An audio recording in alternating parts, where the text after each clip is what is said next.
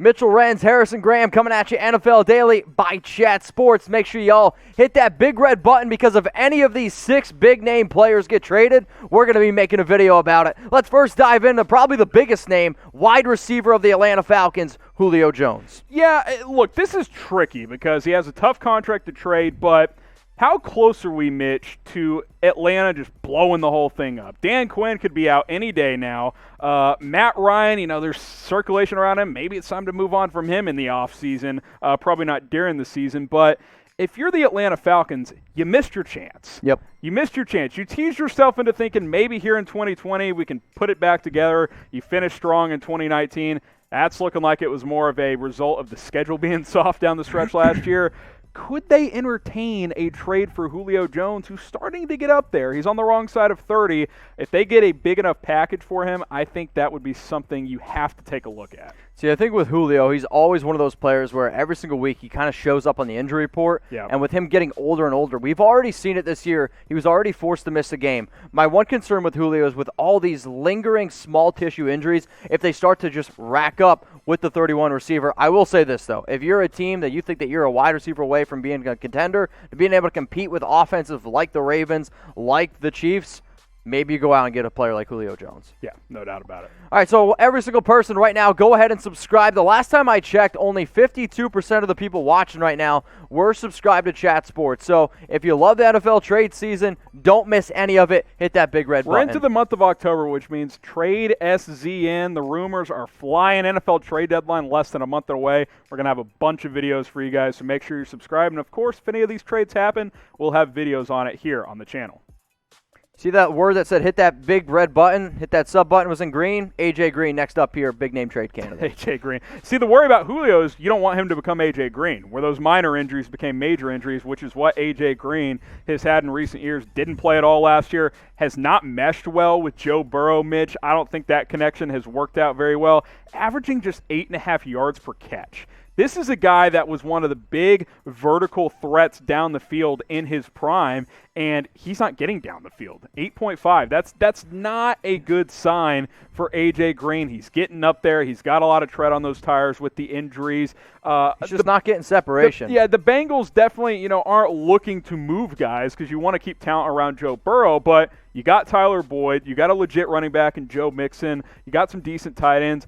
Could you get a second-round pick for Green? Would a team be desperate enough? He's on the franchise tag this year. It's not like you're committing long-term. The one interesting thing, though, I think with Cincy is, he's been targeted this year 33 times, only 14 catches. I think another receiver that you could throw out there in a trade idea, he's not featured in today's show.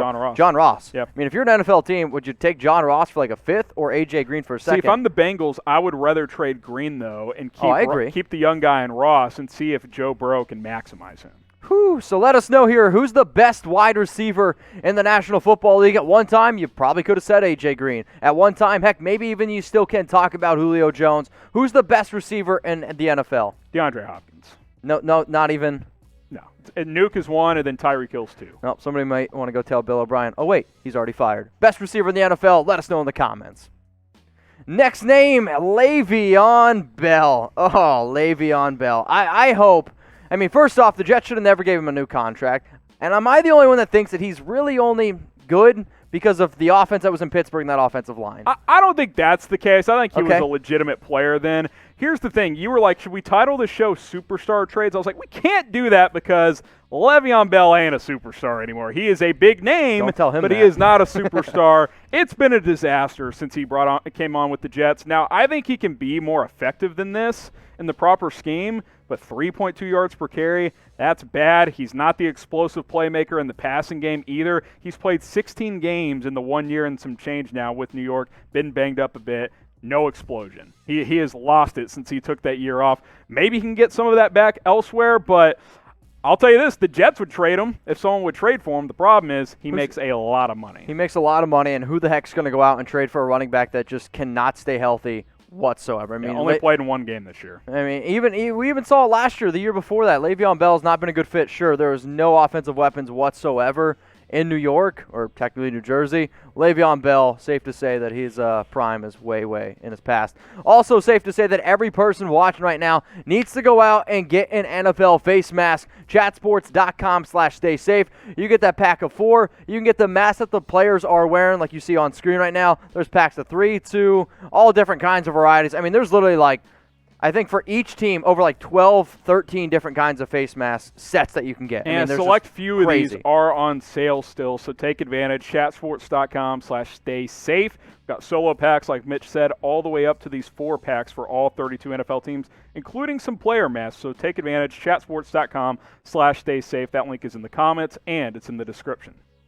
Let's go to the defensive side of the football now. I like this one a lot. Justin Simmons, there's going to be a lot, and I mean a lot of teams interested in him. Yeah, and the longer we go on throughout the season, that 11-point whatever franchise tag, it slowly deteriorates, right? Correct. So, if you trade for him for the last 10 games, you may only have to pay $7 million against your cap, which is not that bad for a fringe top 10 safety, quite frankly. He's been really good for the Denver Broncos. I was surprised when they didn't commit to him for a long-term deal. They could certainly do that after this season if they choose to do so.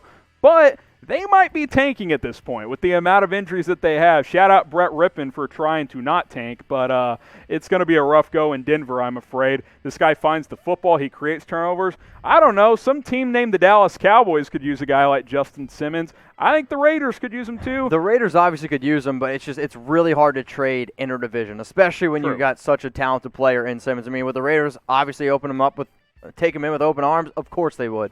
However, I do think the Ravens make a lot of sense here with no Earl Thomas. Cleveland Browns, no Grant Delpit. Yep, I mean, we'll see what happens with him next year. Teams that have a chance to contend, that need guys who can create turnovers, I think those 4 teams make a lot of sense for Justin Simmons. Also, Jinx, by the way, you owe me a Coke after the show. Should the Broncos tank for Trevor Lawrence? Why for yes and for no? We were talking about trades, and we're getting right into it. Trevor Lawrence. Should they tank for him? Yes. You think? Yes.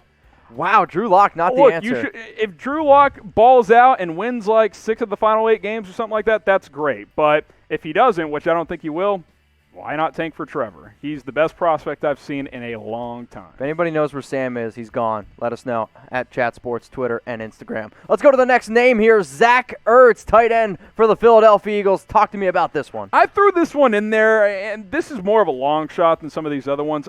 In general, NFL trades, especially for big-name players, it's not like the NBA. It doesn't happen as frequently. But this one's interesting to me because he's not happy, clearly, with the contract negotiations. Now, as we currently sit, Dallas Goedert is injured, so he would have to be healthy before the NFL trade deadline for this to happen. But he hasn't been happy. He wants to get paid like Kittle and Kelsey. He's not Kittle and Kelsey. I'm sorry. He's a really good player, but if you're Philadelphia, I think Dallas Goedert is closer to Zach Ertz than Ertz is to George Kittle or Travis Kelsey.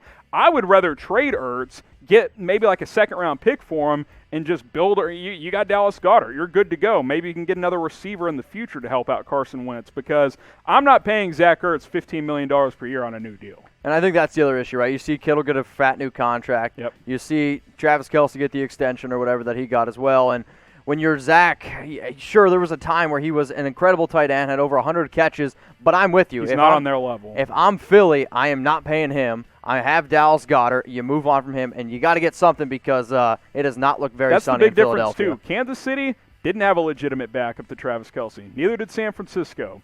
They do in Philadelphia. I think this would be very, very interesting. Ooh, I like this debate. Who's the best tight end after Kittle and Kelsey? So I think that there is a clear tier, Kelsey and Kittle. Whichever order, who cares? Who's the next best tight end in the National Football League? I think there's 3 names that you could at least throw out there. Darren Waller, Zach Ertz, Mark Andrews. I'll throw another name in there. I don't know if he's there yet, but he's getting there. Jonnu Smith. I think he's really good. I think Jonnu Smith's good. However, I need to see it for more than just a few games. That's why I said I think he's on his way. He's not there yet. I think other guys that are on their way, Noah Fant, Hawkinson, those are good young players. Richard Lee says Austin Hooper. I'm also a believer that Austin Hooper was just really good in Atlanta because of the offense. I think so, too. But I'm going to go with Darren Waller. Oh, boy, Hayden Hurst. Nope, that's not Hayden Hurst. Sorry. Let's go to the running back position. We can just keep carrying on with this show. Yeah, big name, not big production. That's kind of been the story, right? Injuries as well for Kerryon. look, Adrian Peterson and DeAndre Swift are out-snapping Kerryon Johnson. And they should. And they probably should, because Kerryon, he can't stay healthy. And when he does, 3.5 yards per carry, it's just not going to do it, Mitch. He flashed, his first 2 years. Yep. Hasn't been very good this year, but he can't stay healthy and he can't be consistent. When 35-year-old Adrian Peterson's more effective, that kind of tells the story. Nah, there's 100% facts there. So who's going to be the biggest name to get traded this year? Throw it down there in the comment section. Maybe we forgot a name, and the one name that I keep seeing being popped up over and over again is Odell Beckham Jr. After the game he just had against the Dallas Cowboys, I don't really see that one happening. Browns are 3-1, man. They're playing to win.